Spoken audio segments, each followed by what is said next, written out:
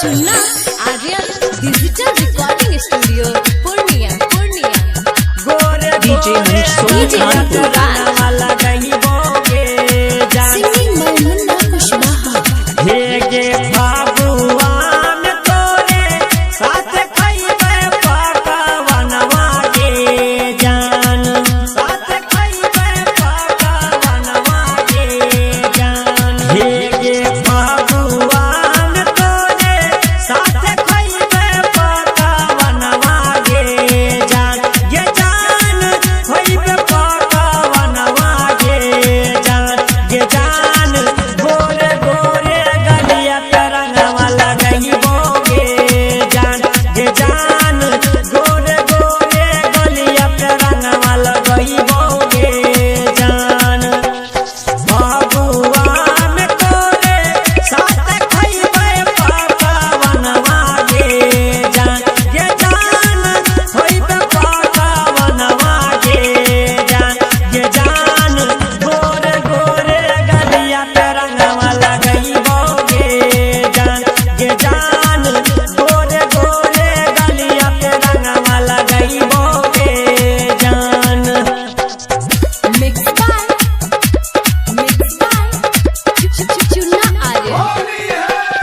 DJ Guddu Raj Mahesh Pati singing by Munna Kushwaha हे गे पहिले जे रंग चढ़तई तोरा ऊपर गोरी सिलवट पर भांग चढ़ते ओकरा पर लोहरी गे पहिले जे रंग चढ़तई तोरा ऊपर गोरी सिलवट पे भांग चढ़ते ओकरा पर लोहरी अब की होली में हमें हुरदंग खूब मचइबे गे जान ये जान हुरदंग हम मचइबे गे जान ये जान गोरे गोरे गलिया तरंगवा लगई बोगे जान ये जान गोरे गोरे गलिया तरंगवा लगई बोगे जान मिक्स बाय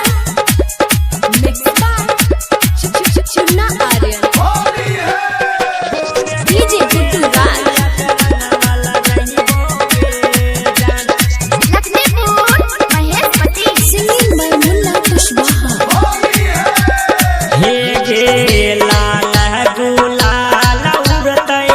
सुनही गे छौरी बेरी बेरी कहबी डाले छौरा रे ढोरी